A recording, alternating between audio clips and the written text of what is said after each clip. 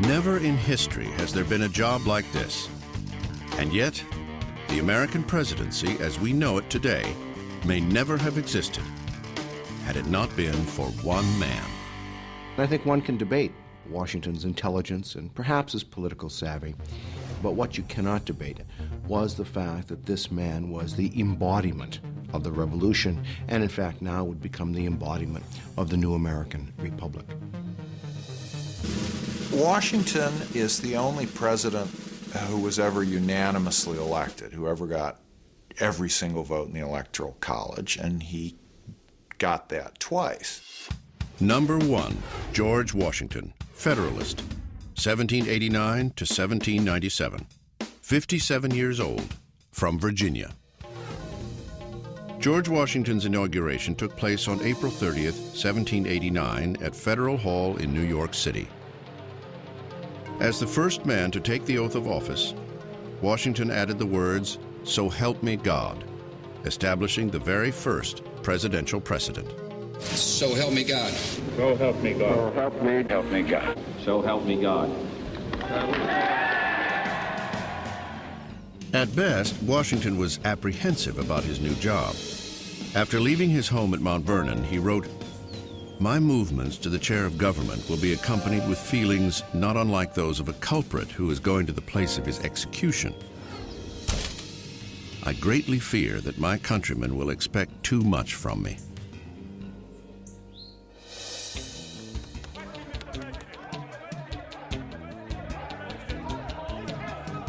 There were many questions about this new job, this president person.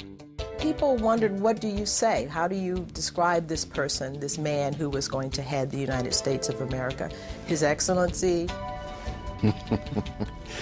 We could laugh about it a bit, I suppose. Mr. Speaker, the President of the United States.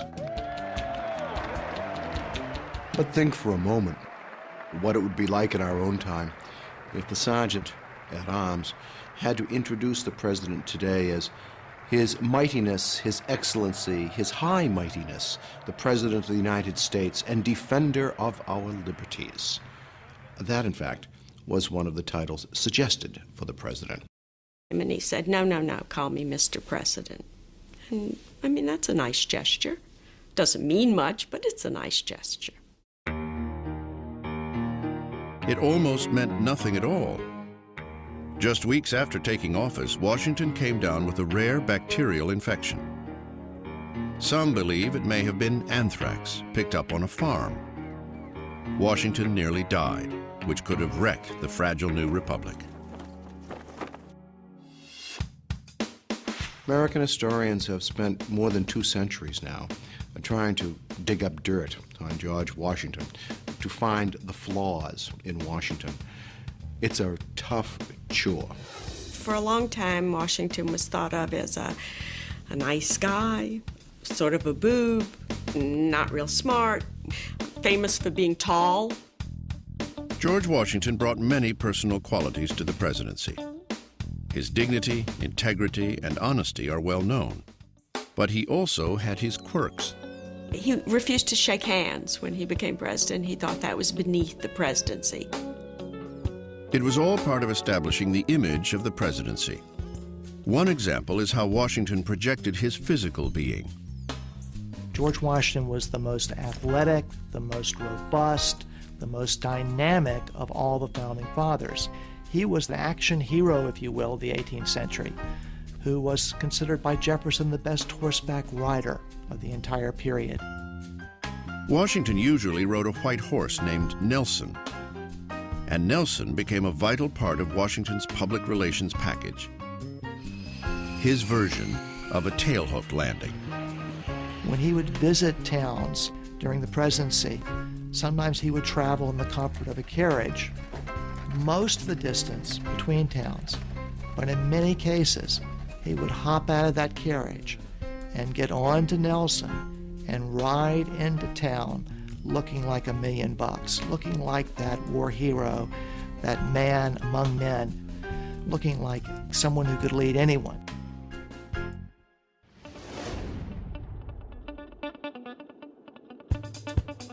Washington traveled extensively during his presidency, deliberately visiting every state in the new Union. Along the way, he bought American landscape paintings. Many still hang at Mount Vernon. By doing so, he became America's first great patron of the arts. Being first was a Washington trademark.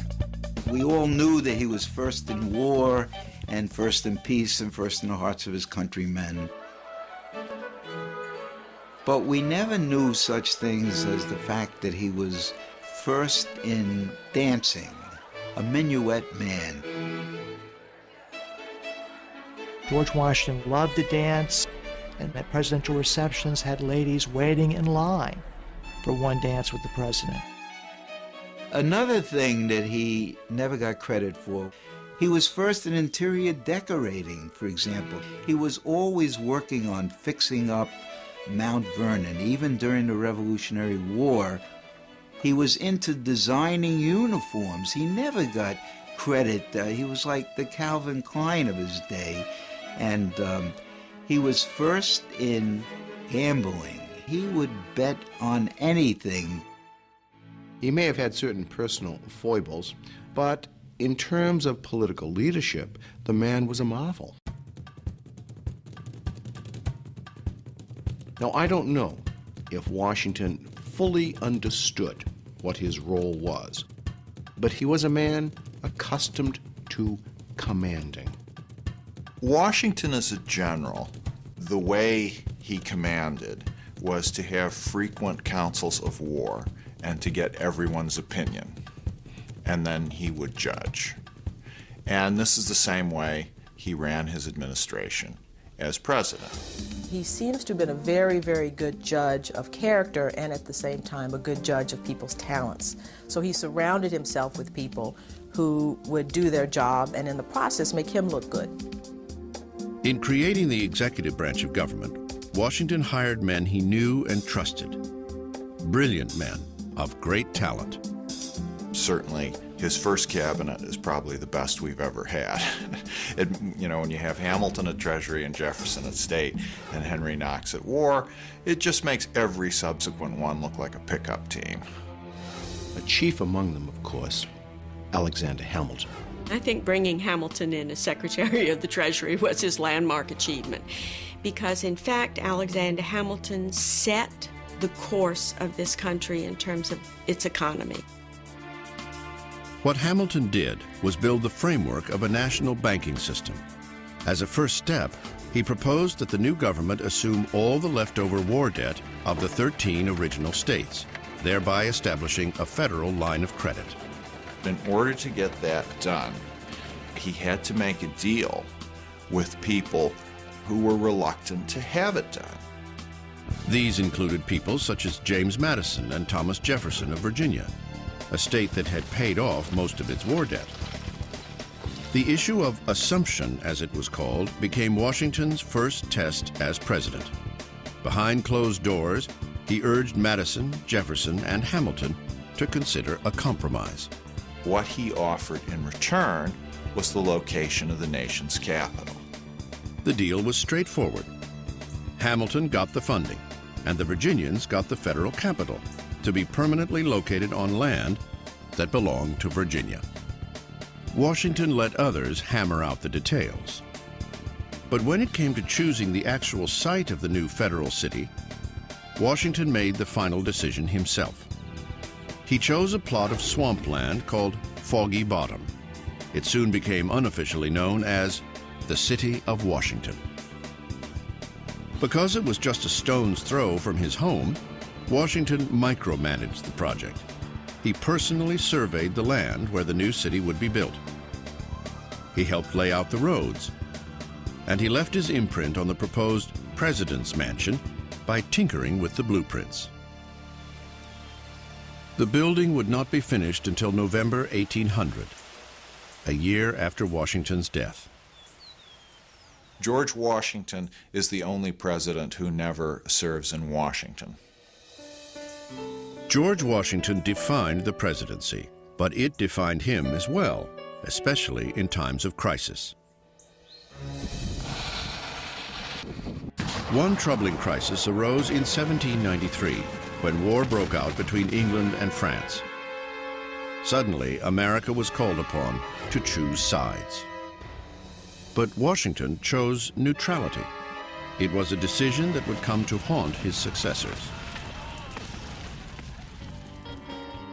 On the domestic front, however, Washington faced crisis head-on. One defining moment of the Washington presidency happens in his second term, and it's the Whiskey Rebellion. In 1794, Pennsylvania farmers were up in arms over a federal excise tax on liquor. They even dusted off an old battle cry, "No taxation without representation." Washington's point of view was, wait a second, in 1776, we were rebelling against taxes that had been passed in London by the King and Parliament. But these taxes now, in 1794, these are passed in Philadelphia. That's the law of the land. You have to pay them. As the nation's first commander-in-chief, Washington personally mustered 12,000 volunteers to march to Pennsylvania. This show of force was all it took to put down the rebellion. Washington understood very clearly that everything he did as the first president of the United States would be watched by nations abroad and by people at home and would set a precedent. Well, the main precedent, the one that he's known the most for, is that he left. He decides at the end of his second term that he wants to step down. Partly, I think he's feeling the approach of age. He's in his mid-60s. I think he also wants to teach the country a lesson in the passing on of power. And you wonder, for example, if somebody like Richard Nixon, say, had been our first president, would Nixon have stepped down? Grace is a knowing when to leave. Washington left after 2 terms. I think that was his finest moment. In 1798,